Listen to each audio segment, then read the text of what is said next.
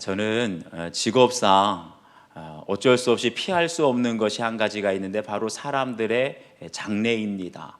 지금까지 목회를 하면서 수많은 사람들의 장례를 지켜보았습니다. 그런데 보면 장례가 다 달라요. 어떤 장례식을 가면 조화도 많고 사람도 많고 정말 세상적으로 보면 성대한 그런 사람들 참 성공했다 그런 장례식이 있는데, 의외로 보면 그런 장례식장에 고인을 위해서 슬퍼하는 사람이 없어요. 정말 조화도 많고 성대한데 너무나 냉랭한 장례식을 보았고요. 그런 거 하면 조화도 별로 없고 유족도 별로 없는 초라한, 인간적으로 보면 굉장히 초라한 장례식장인데 예배를 드리는 시간마다 울어요. 고인에 대한 사랑, 고인께 받은 은혜, 늘 슬퍼하며 애통하는 그런 장례식이 있더라고요. 그러다 보니까 자연스럽게 제 스스로에게 묻습니다. 과연 고인이 살아생전에 어떠한 인생을 살았을까를 묻게 돼요. 그러면서 한 가지 깨닫게 된 것은 우리 눈으로 겉으로 보여지는 것이 전부가 아니라는 거예요. 겉으로 보기에는 대단한 학벌, 대단한 지위, 대단한 성공을 이룬 것 같지만 그것이 결코 그 인생의 전부는 아니다. 다시 말하면 장례식을 통해서 겉으로 보여지는 것과 그 사람이 실제로 살아온 인생의 실상과는 다를 수 있다는 것을 알게 되었습니다. 요한계시록을 보면 7교회 보내는 편지가 나오는데 특별히 라오디게아 교회에 대해서는 말씀하시기를 네가 겉으로는 부요하고 부족한 것이 없어 보이지만 실상은 네가 곤고하고 가난하다고 책망을 받아요. 라오디게 되게 화려하고 큰 교회였는데 실상은 영적으로는 공고하다는 거예요. 그런가 하면 서머나 교회는 겉으로는 가난하고 궁핍해 보이지만 아주 작은 교회였나 봐요. 그렇지만 주님께서 칭찬하시기를 실상은 네가 부유한 자라. 하나님은 우리의 겉모습만 보고 속지 않으세요. 우리의 중심을 보시는 거죠. 그래서 사무엘상 16장 7절을 보면 내가 보는 것은 사람과 같지 아니하니 사람은 외모를 보거니와 여호와는 중심을 보시느니라. 겉으로 화려한 성공, 겉으로 많은 사람들에게 인정을 받는 것으로 속지 아니하시고 하나님은 우리의 인생에 얼마나 진실되게 정직하게 살아왔는지 실상을 보시는 하나님이신 줄 믿습니다. 그러면서 저는 장례를 치를 때마다 제 자신에게 물어봐요. 과연 하나님께서 내 인생에 바라보시는 것은 무엇일까?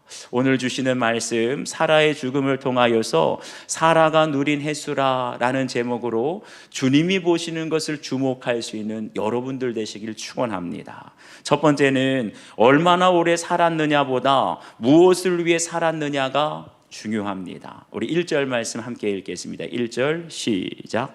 사라가 127세를 살았으니 이것은 곧 사라가 누린 햇수라. 아멘. 여기 보니까 사라가 누린 햇수가 127세라. 언뜻 보기에는 단순한 말 같은데 여기 놀라운 진리가 있어요. 성경은 대부분 남자들을 중심으로 기록이 되어 있기 때문에 여자들 중에 사라처럼 이렇게 죽은 나이가 기록된 사람 아무도 없어요. 사라가 유일하다는 것이죠. 이게 뭘 말해줄까요? 그만큼 하나님의 구속사에 있어서 영원히 기록될 이름이 바로 사라였다는 것입니다. 생각해 보세요. 127세를 살았다면 정말 호상 아닙니까? 장수했다고 생각할 수 있는데, 그런데 사라의 일생을 면면히 살펴보면 참 여자로서는 평탄한 인생이 아니었습니다. 아브라함과 결혼해서 고향을 떠났는데 하나님이 지시하실 땅이라고 가보니까 그냥 도착하자마자 기근을 만나게 됩니다. 남편과 함께 그 기근을 피해서 남편 말만 듣고 애굽으로 내려갔다가 하마터면 바로의 첩이 될 뻔했어요. 누구의 말을 믿느냐가 참 중요합니다. 얼마나 비참했을까요?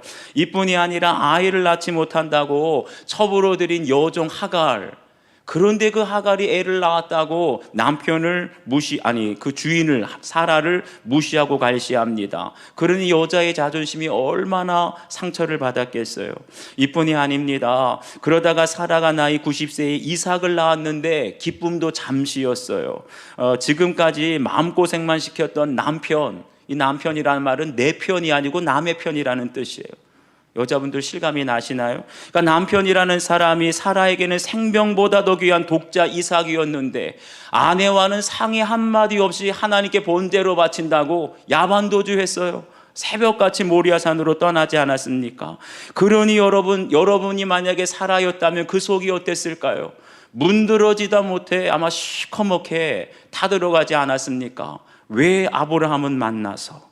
그러니까 세상적인 관점으로 본다면 사라는 정말 보기 지지리도 없는 여자였어요. 평생 고생만 하다가 간 여자가 바로 사라였는데, 그런데 그런 사라가 왜 죽은 나이가 성경에 다른 여자는 기록되어 있지도 않은 사라만 정확하게 기록이 되었을까? 그 이유는 다른 것 아닙니다. 사라가 무슨 큰 일을 해서도 아니고 많은 봉사를 한 것도 아니고 그렇다고 재산을 많이 모은 것도 아니고 대단한 성공을 이룬 것도 아니었어요. 사라 평생에 한 것은 오직 하나밖에 없지요. 그렇게 속썩이는 남편이었지만 가정을 떠나지 않았어요. 끝까지 가정을 지키고 약속하신 영적인 후사 이삭을 낳았기에 성경에 기록된 줄 믿습니다. 이삭을 통해서만이 예수 그리스도께서 이 땅에 오실 수가 있었기 때문에 사라의 몸을 통해서 태어난 이삭을 통해서 예수 그리스도께서 이 땅에 오셔서 그가 죽은 나이가 정확히 성경에 기록된 줄 믿습니다. 하나님은 마음고생 얼마나 많이 했는지, 얼마나 가난하고 얼마나 힘든 이런 거 보지 않으세요? 하나님 우리가 얼마나 많은 일, 큰 일을 하고 성공했는지 주목하시는 것이 아니라 우리의 인생에 얼마나 하나님의 뜻하신 목적대로 살았느냐, 오직 그것만 주목하여 보시는 줄 믿습니다. 스데반은 성령과 지혜가 충만하고 칭찬받는 사람이었어요. 그럼에도 하나님께서 스데반을 향하여 가지고 계신 계획은 무엇이었냐? 바로 복음을 전하다가 순교의 피를 흘리는 것이었습니다. 스데반은 이것을 알았기에 비교적 젊은 나이에 복음을 전하다가 순교당할 때 사람들에게 고난의 돌, 핍박의 돌을 맞았지만 피하지 않았어요. 만약에 사는 것이 목적이었다면 피했겠지만 왜 피하지 않았을까요? 스데반을 향한 하나님의 목적은 돌에 맞아 순교를 당하는 것이었기에 그거 피하지 않고 순종했습니다. 그런가 하면 바울은 가말리엘의 제자였지요. 아주 엘리트 똑똑한 사람이었습니다. 신약 성경의 3분의 1을 기록할 정도로 바울이 말하는 것은 눈에도 아주 지적인 사람이었어요. 스마트한 사람이었죠. 그렇게 유능하고 학벌이 좋았던 바울이지만 대학교 강단에 교수로 간 것이 아니라 평생 결혼하지 않고 자기 집 한 채 없었어요. 그리고 평생 대부분의 시간을 감옥에서 보내다가 결국 순교를 했지요. 여러분 왜 그랬을까요? 바울 정도의 학벌이고 바울 정도의 능력이면 얼마든지 결혼하고 얼마든지 재산을 모으고 얼마든지 성공할 수 있었지만 그것은 하나님의 목적이 아니었지요. 평생 이방인에게 복음을 전하다가 순교하는 것, 그것이 바울을 향한 하나님의 목적이었기에 끝까지 하나님의 뜻대로 순종하고 순교의 길을 걸어가게 된 줄 믿습니다. 여러분, 그렇다고 해서 스데반이 돌 맞아 죽었다고, 바울이 결혼하지도 못하고 집 한 채도 없이 감옥에서 순교했다고 그들을 실패한 인생이라고 손가락질할 사람 한 사람도 없습니다. 오히려 성경에서는 이 두 사람이야말로 가장 영광스러운 생애를 살았다고 하나님이 칭찬하시고 하나님이 축복하여 주시는 줄 믿습니다. 왜 그래요? 부자라서가 아니라, 공부를 많이 해서가 아니라 하나님의 목적대로 살았기 때문입니다. 그렇기 때문에 우리는 얼마나 내가 오래 살았느냐, 얼마나 성공했느냐, 이것이 중요한 것이 아니라 내가 무엇을 위해서 어떻게 살았느냐, 이것이 주님 보시기에 더 소중한 줄 믿습니다. 어떠한 사람은 젊은 나이에 일찍 죽었지만 아벨도 그랬고 스데반도 그랬고 짐 엘리엇이라고 하는 선교사도 그랬어요. 대학생 졸업하자마자 순교당했어요.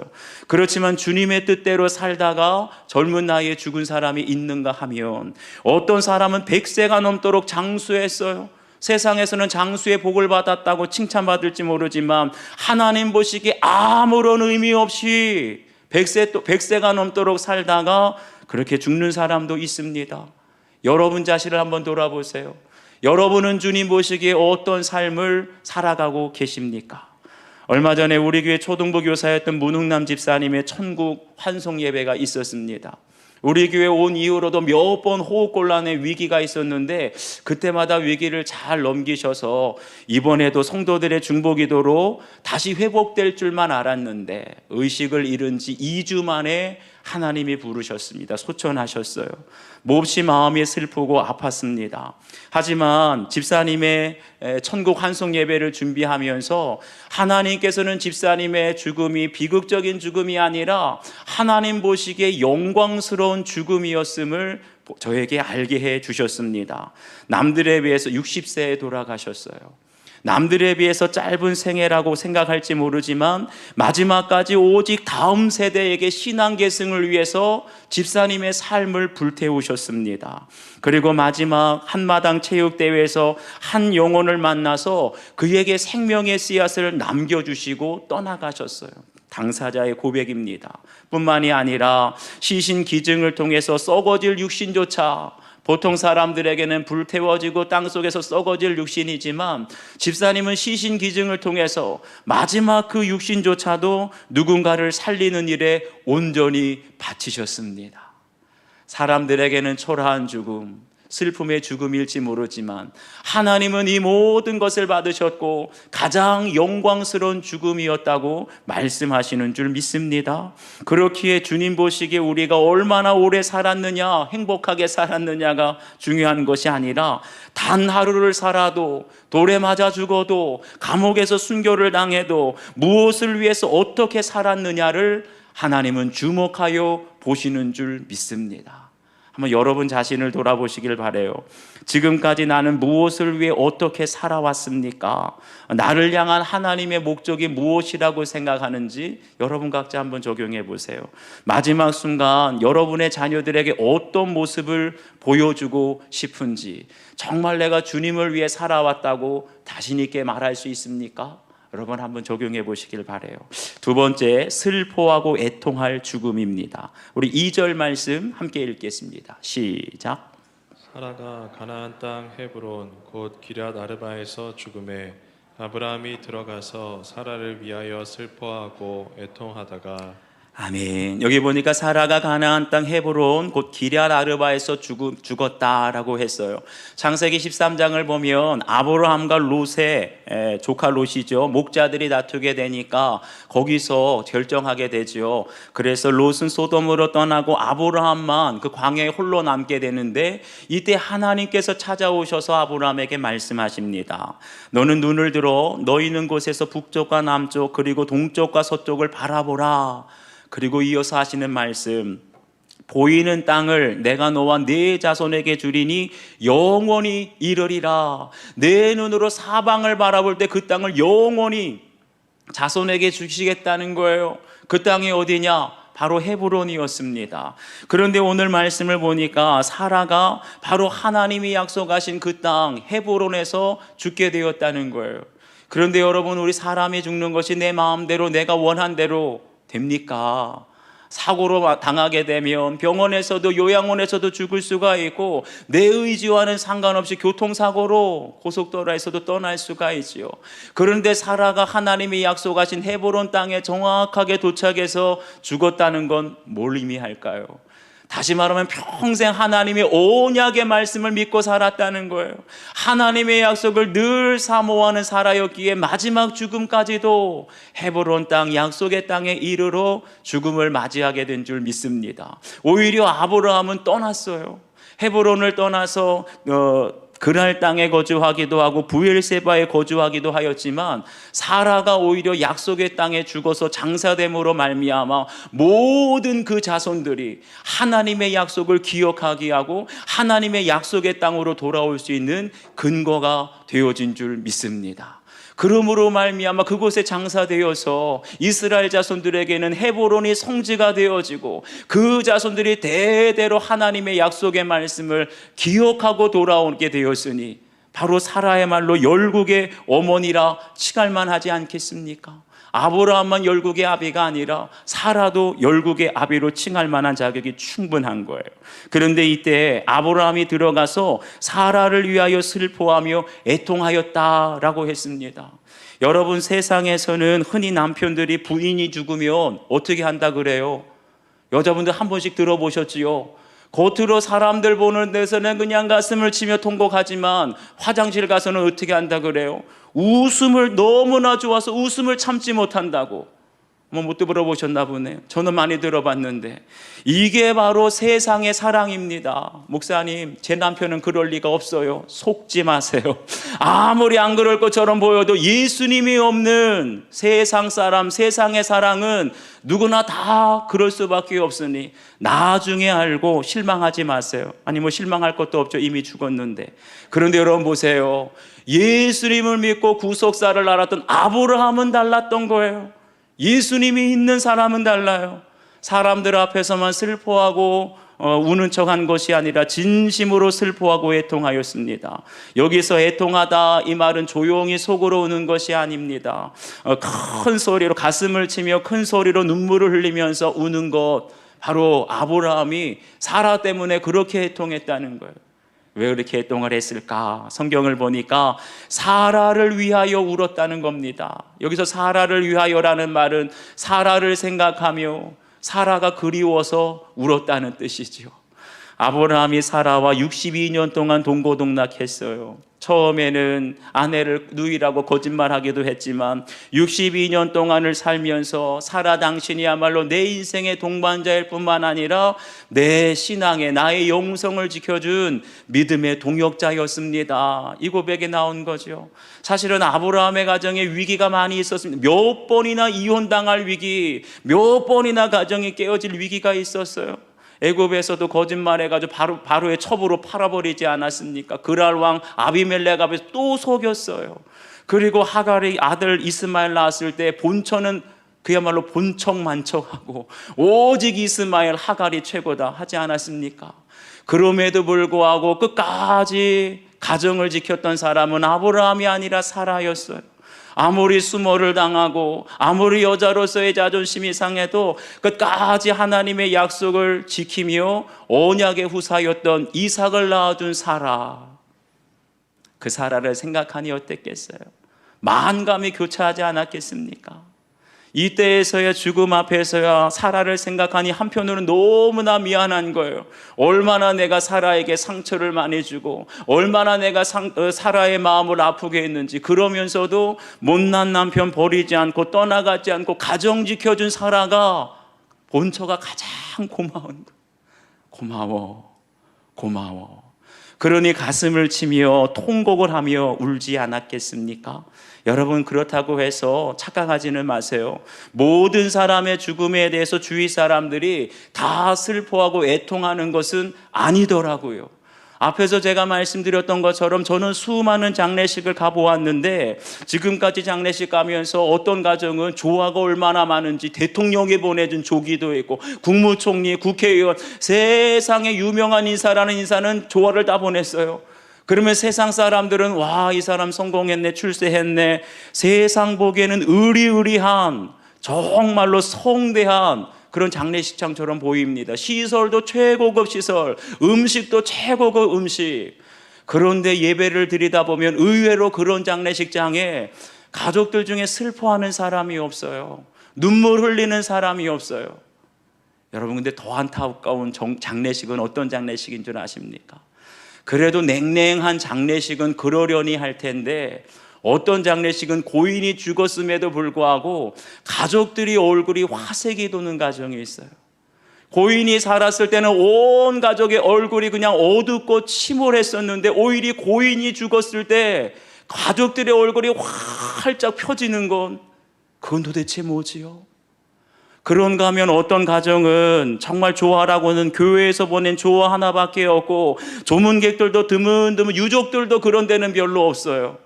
정말 세상적으로는, 인간적으로 볼 때는 초라한 장례식이다, 그런 생각이 드는데 의외로 정말 장례 예배를 3일 동안 치르다 보면 첫째 날도 통곡하고 둘째 날도 애통하고 마지막 날까지 고인이 우리에게 베풀어 주신 사랑을 기억하고 은혜를 기억하면서 날마다 고인을 그리워하고 슬퍼하는 그런 장례식이 있더라고요.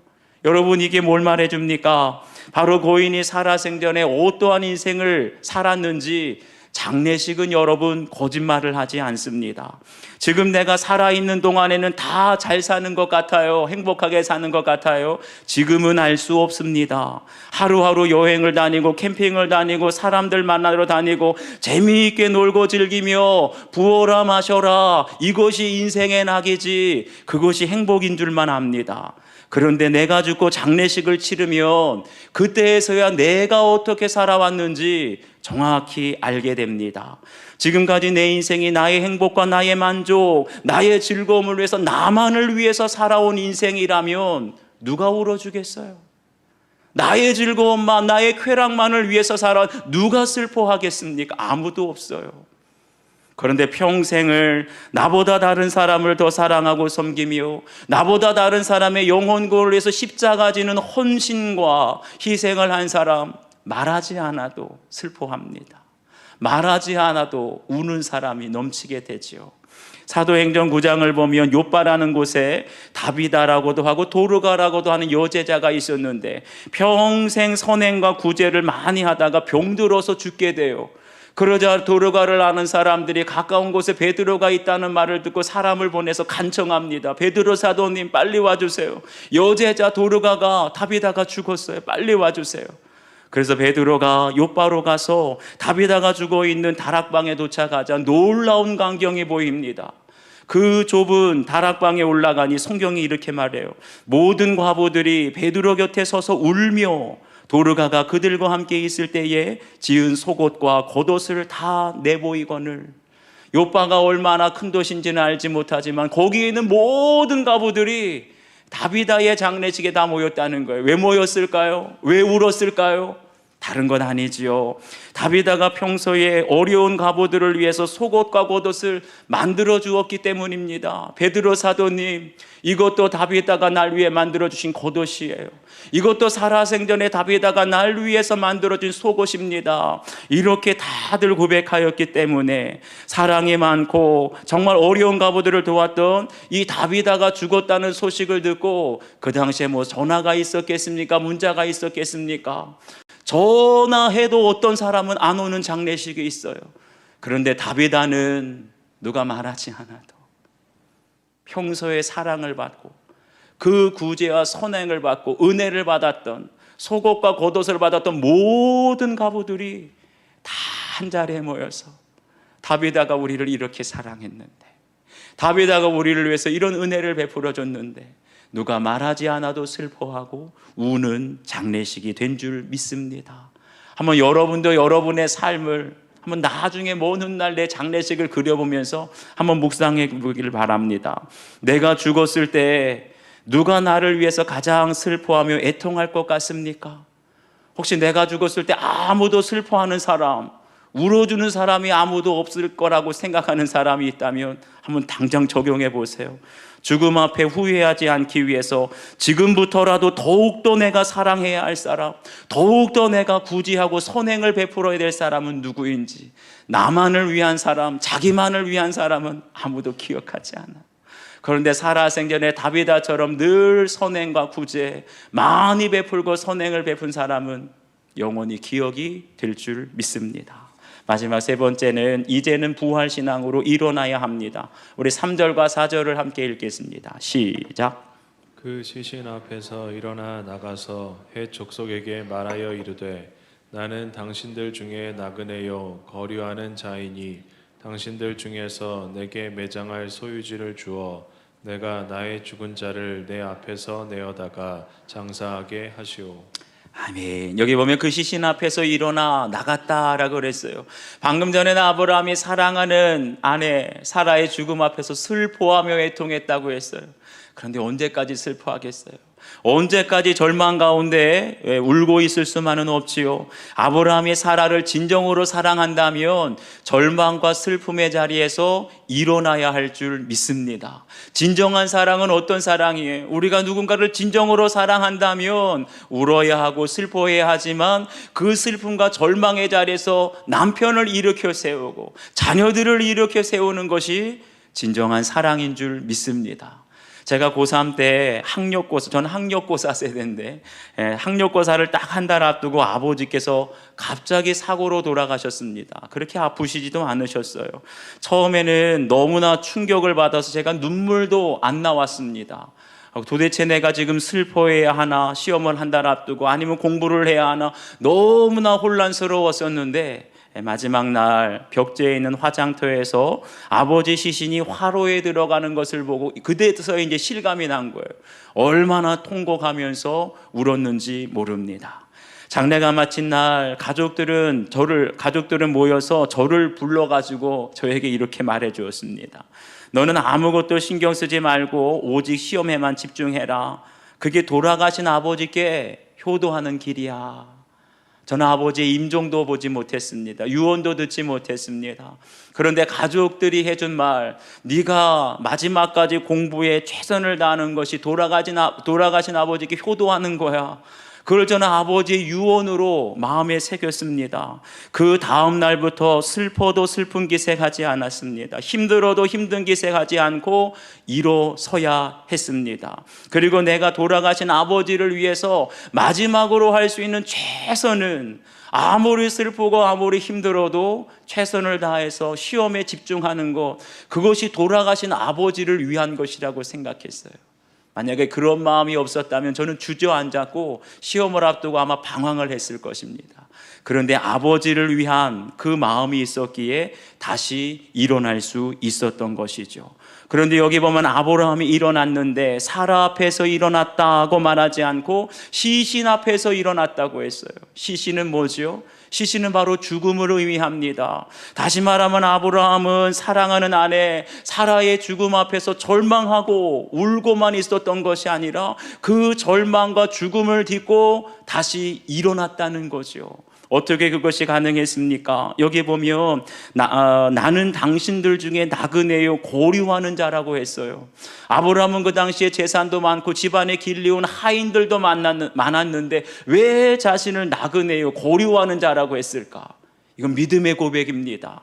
히브리서 11장 16절을 보면 그들이 이제는 더 나은 본향을 사모하니 곧 하늘에 있는 것이라. 아브라함은 이 땅에 본향이 있다고 생각하지 않았어요. 여기 있는 것은 내 집이 아니고 천국의 아버지의 집이 곧 내가 돌아가야 할 본향이지. 내가 여기서 아무리 부자로 살아도, 내가 이 땅에서 아무리 성공을 했어도 내 집은 이곳이 아니지. 내가 돌아갈 곳 아버지의 집, 영원한 하나님 나라에 대한 부활 신앙이 있었기에 슬픔을 이길 수 있었던 거예요.